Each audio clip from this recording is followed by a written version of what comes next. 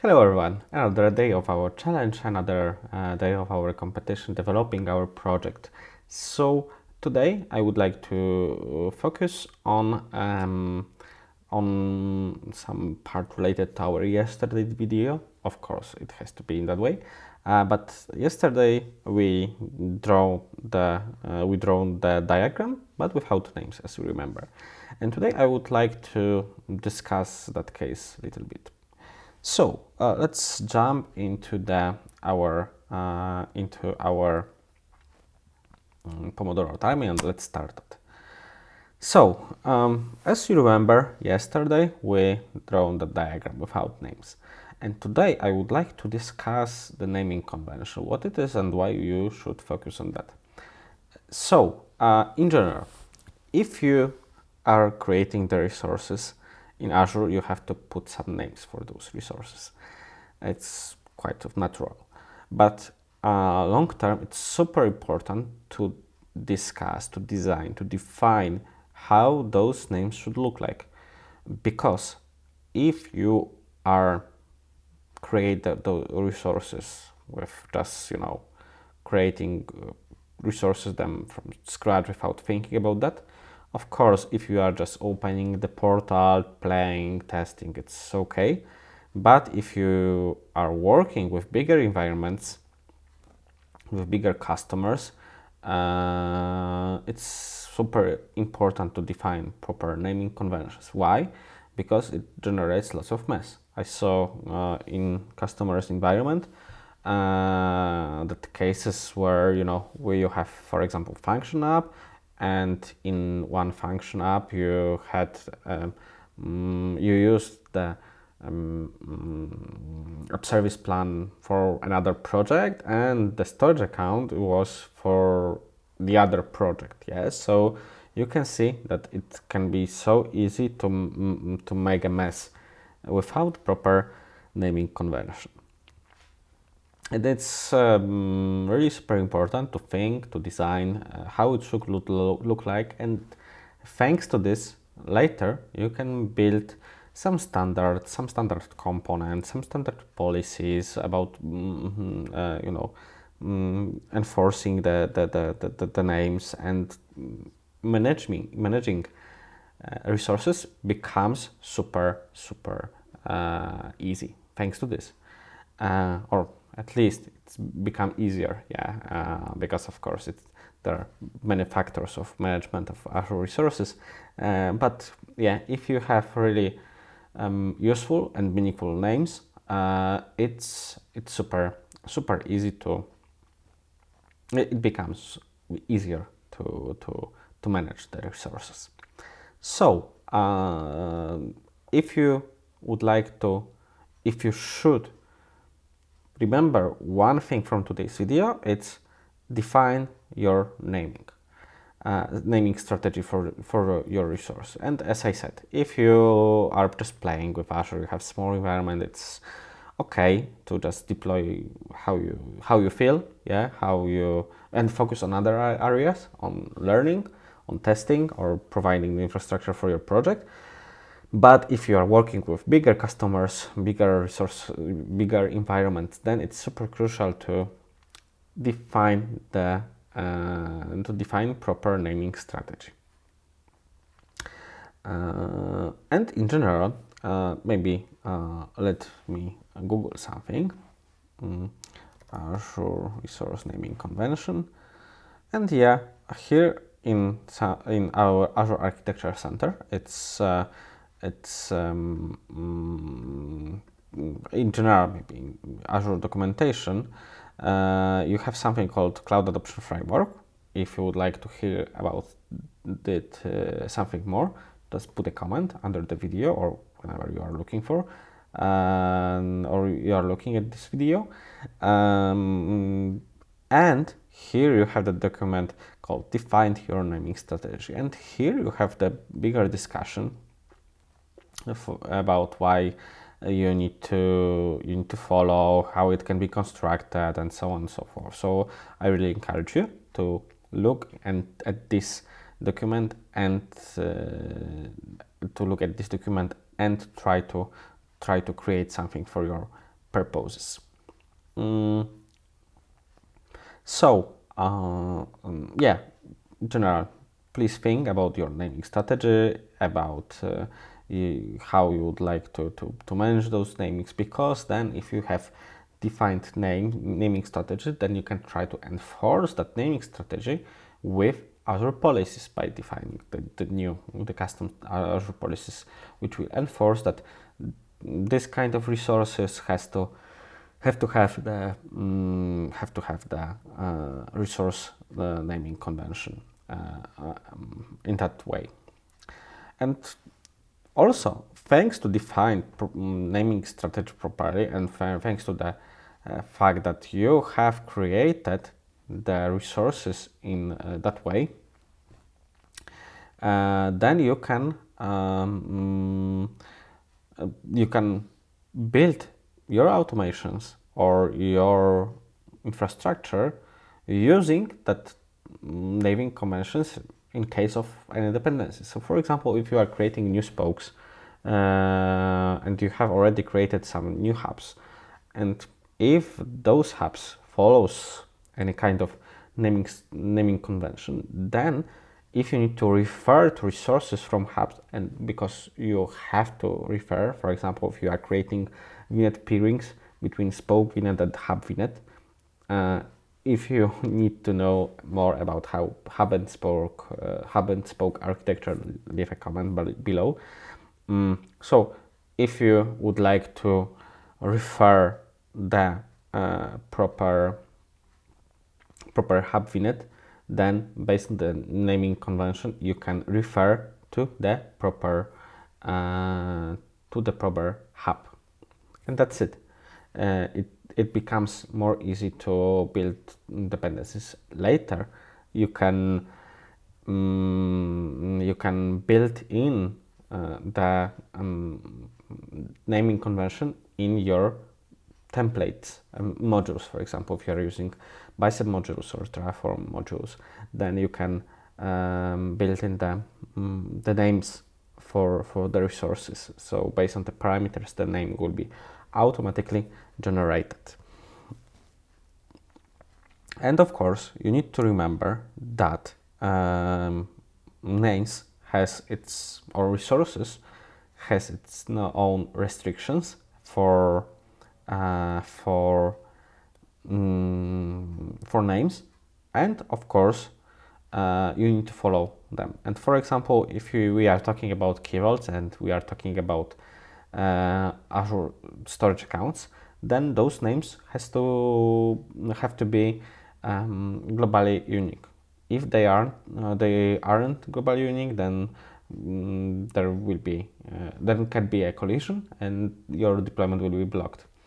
Another case, for example, for key vault, you have that soft delete, so the key vault will be deleted, and if you will redeploy the key vault with the same name, then you will be stopped because the key vault is a soft delete state, and if you would like to get back the key vault from the trash state, you need to do some manual action and so on and so forth.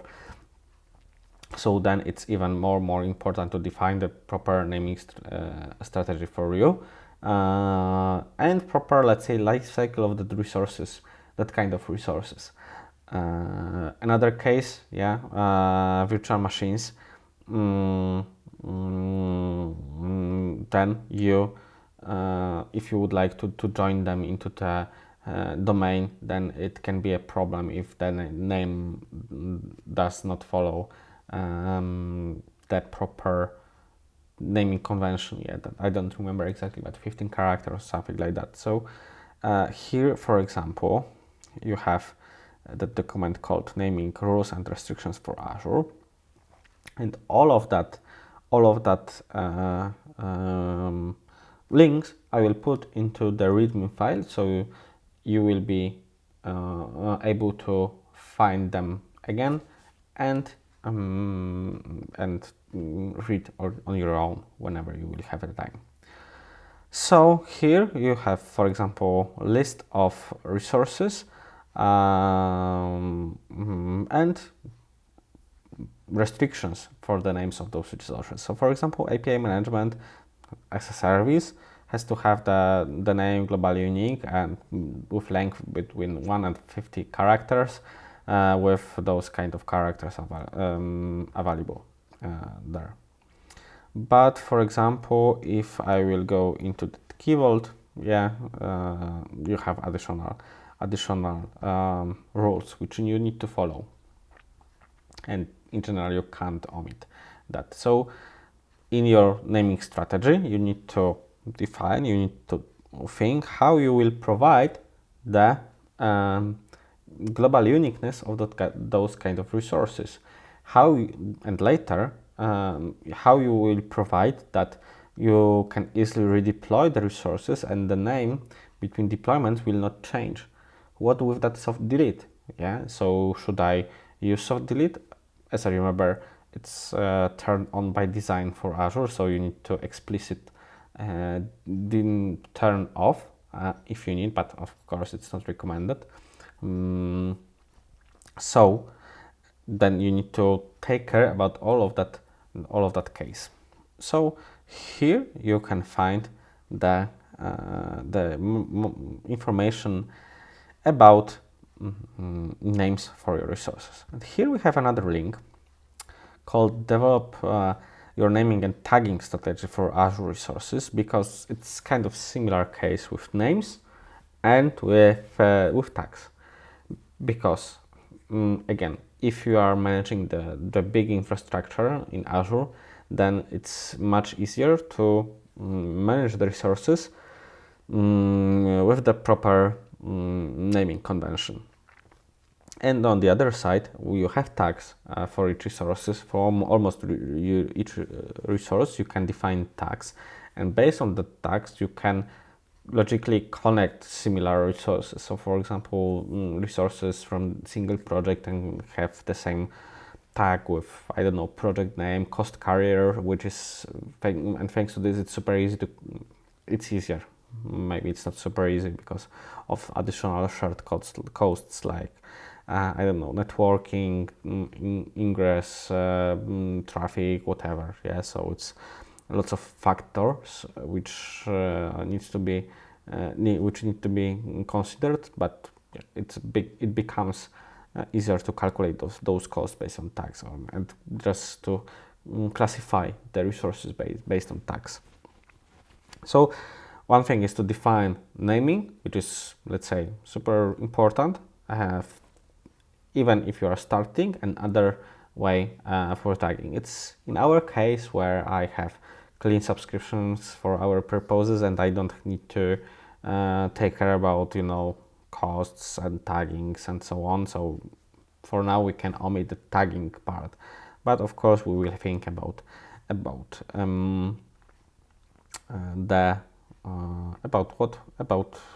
naming. Yeah, and here we have so all of the tags, all of the links you will find in the README, but here you have something interesting. You can open that. It's called Azure Naming Tool. So it's a kind of tool which was developed for running the for that naming convention management. So if we will jump into documentation, you can see that you can define the naming convention, and based on that, you can generate the names for your resources. So it can be also interesting tool. Maybe next video we will play with that video. Why not? Maybe not with the video, but with the tool itself. So yeah, just to wrap up somehow the discussion, think about naming convention, follow your naming convention. It's maybe it's look like basic stuff, but from time to time it's not easy to follow the convention. So then you can enforce your naming convention by building proper policies, and you can support the names generation with that kind of tool. Maybe it can be that tool which we have here. Sorry, I need to look on the another screen and see where I have the content because it's mirrored. But yeah, probably not today, but next time we will think about. We will run that naming convention generator tool. As I know, it's yeah, here it's even written that that configuration can be defined in local Day007 file, and yeah, you can have a backup of your configuration, so you can easily run the tool and generate new names for your resources. So let's jump into into our README.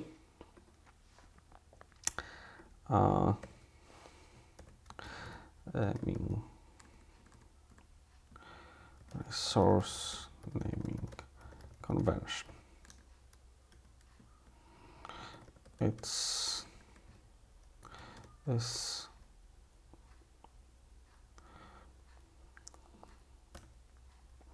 okay, and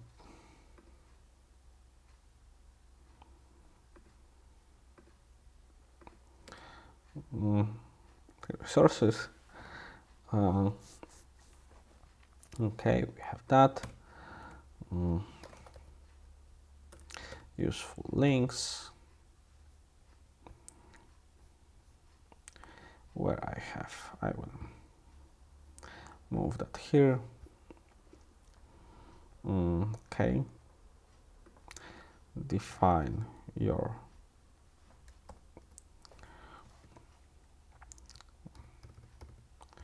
I think I have 4 links, so here define your naming convention.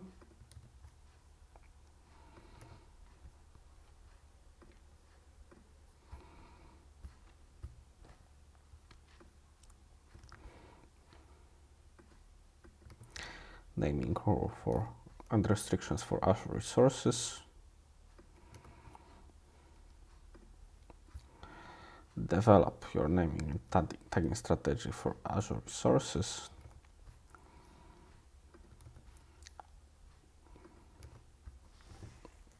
And here we have Azure naming tool wiki.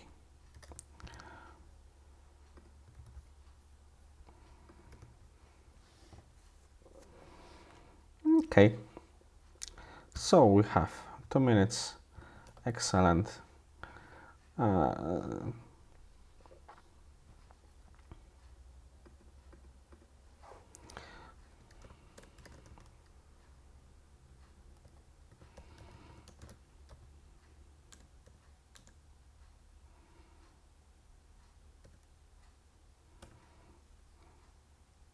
Maybe that's it. Yeah.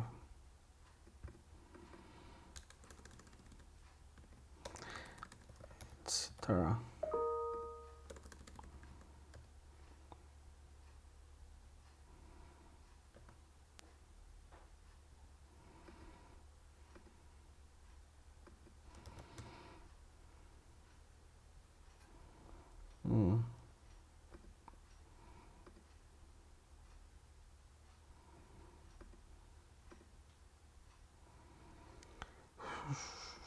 Okay.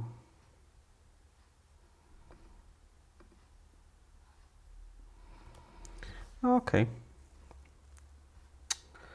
And I think that's it. Let's make a commit.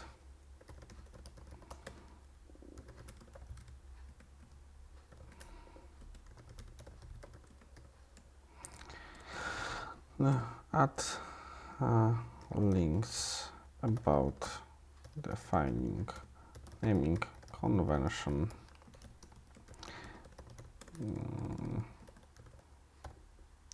git push, and here in our README we have additional links to our documentation. So yeah, for today that's it. We mostly discussed the topic, why it's important, but or maybe and we will define our naming strategy with Azure Naming Tool in the next video, or at least we will try to set up the Azure Naming Tool locally on my computer. So that's it. Thanks for watching the video, and I hope that we will see each other tomorrow in the next video. So have a nice day, have a nice evening, and see you again. Bye.